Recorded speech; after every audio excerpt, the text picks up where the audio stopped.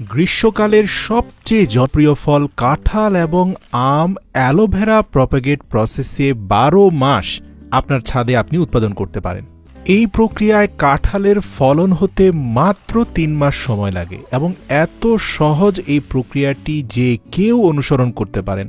শুরুতেই উপযুক্ত এক টুকরো বাকল আপনার পছন্দের কাঁঠাল গাছ থেকে ভিডিওতে দেখানো প্রসেসে একটা ধারালো ব্লেডের সাহায্যে চারপাশ থেকে কেটে আলাদা করে নিতে হবে। এখন এই এক টুকরো কাঁঠাল গাছের বাকল থেকে মাতৃগাছের মতো স্বাদ আর গন্ধযুক্ত কাঁঠাল পেতে তার উপরে এক টুকরো রসুনের কোয়াকে ভালো করে ঘষে রসুনের রস লাগিয়ে নিতে হবে। জার্মিনেশন প্রক্রিয়াকে শক্তিশালী করতে এই এক টুকরো কাঁঠাল গাছের বাকলের সাইজে আরেক টুকরো অ্যালোভেরা নিতে হবে, যার উপরিভাগের স্কিনটাকে ফেলে দিয়ে ভিডিওতে দেখানো প্রসেসে মাতৃগাছের বাকলটাকে পারফেক্টলি প্লেস করতে হবে। ব্যাস, এরপর একটা প্লাস্টিকের কন্টেনারের নিম্নাংশ ছিদ্র করে তার মধ্যে কিছুটা ছাই রেখে তার উপরে অ্যালোভেরার টুকরোটাকে প্লেস করে তার উপরে আরও বেশি পরিমাণে ছাই রেখে খুব ভালোভাবে পানি স্প্রে করতে হবে এবং ৫ দিনের জন্য পলিথিন দিয়ে খুব শক্তপোক্তভাবে বেঁধে দিতে হবে।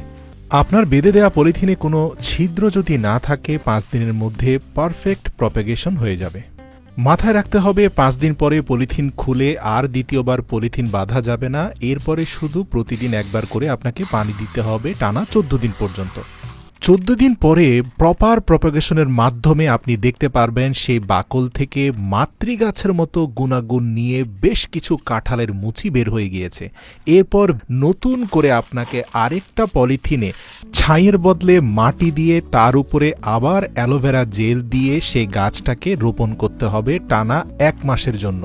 মনে রাখতে হবে কাঁঠালের বীজ থেকে জার্মিনেশন করা চারাগুলো যতটা শক্তিশালী হয়, প্রপাগেশনের মাধ্যমে বাকল থেকে তৈরি করা চারাগুলো খুবই দুর্বল হয়, কিন্তু এখান থেকে যে ফলের উৎপাদন হয় সেখানে মাতৃগাছের পরিপূর্ণ গুণাগুণ থাকে। নতুন পলিথিনের ব্যাগে টানা ১ মাস ধরে প্রতিদিন প্রয়োজন অনুযায়ী পানি দিয়ে গেলে ১ মাস পরে দেখতে পাবেন কাঁঠালের মুচিগুলো বেশ পরিপক্ক হয়ে গিয়েছে।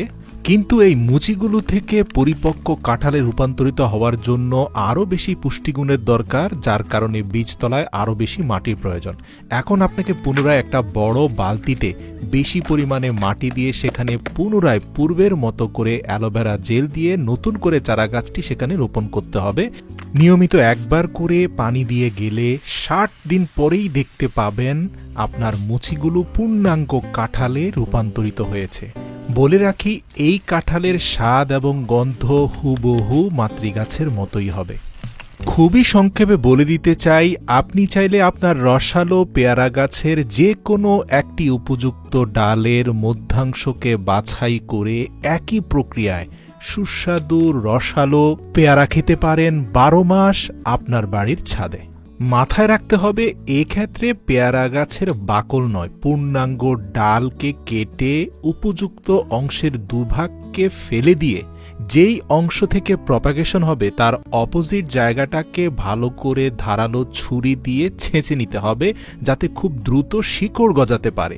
এরপর একই প্রক্রিয়ায় একটা টিস্যু পেপারের মধ্যে পর্যাপ্ত অ্যালোভেরা ন্যাচারাল জেল লাগিয়ে সেখানে প্রপাগেশনের জন্য কাটিং করা পেয়ারা ডালটাকে মুড়ে একটা প্লাস্টিক কন্টেনারের নিচে কোকোপিট রেখে তার মধ্যে টিস্যু পেপারটাকে রেখে তার উপরে পর্যাপ্ত কোকোপিট দিয়ে ভালো করে পানি স্প্রে করতে হবে। মনে রাখতে হবে, কাঁঠাল এবং পেয়ারার ক্ষেত্রে পার্থক্য হচ্ছে কাঁঠালের বীজতলায় আপনি ছাই দিয়েছিলেন, এখানে ছাই দিলে কাজ হবে না, এখানে আপনাকে কোকোপিট বা নারকেলের খোসার চূর্ণ দিতে হবে।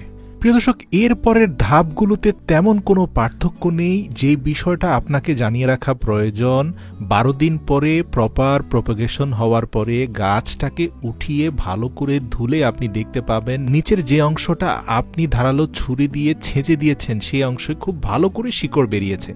এরপরে আগের মতোই প্রসেস, পলিথিন কন্টেইনারে মাটির মধ্যে অ্যালোভেরা জেল দিয়ে সেখানে নতুন চারা গাছটি রোপণ করবেন। ৪০ দিন টানা পানি দিলে আপনি দেখতে পাবেন পেয়ারা গাছটা বেশ বড় হয়ে গিয়েছে।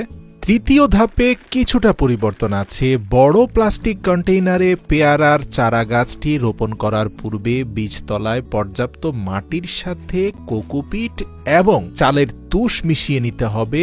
এরপরে টানা ৪০ দিন পানি দিলেই আপনার ছাদের সেই পেয়ারা গাছটিতে পর্যাপ্ত ফলন হবে।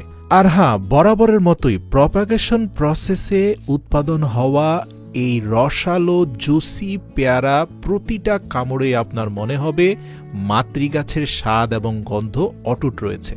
প্রিয় দর্শক, হুবহু একই প্রসেসে আপনি চাইলে আমেরও প্রপাগেশন করতে পারেন। ভিডিও লম্বা হয়ে যাবে বিধায় এখানে আমি তা বিস্তারিত বলছি না, শুধুমাত্র দেখাচ্ছি আমের প্রপাগেশনের মাধ্যমেও সরাসরি আপনি মাত্র 3 মাসেই আপনার বাড়ির ছাদে আমের ফলন পেতে পারেন। কোনো পার্থক্য নেই, পেয়ারার প্রপাগেশন প্রসেস এবং আমের প্রপাগেশন প্রসেস হুবহু একই। টেকনিকগুলো উপকারী মনে হলে বিনীত অনুরোধ করছি আপনার প্রিয়জনদের সাথে ভিডিওটি শেয়ার করবেন অথবা তাদের ট্যাগ করে দিবেন।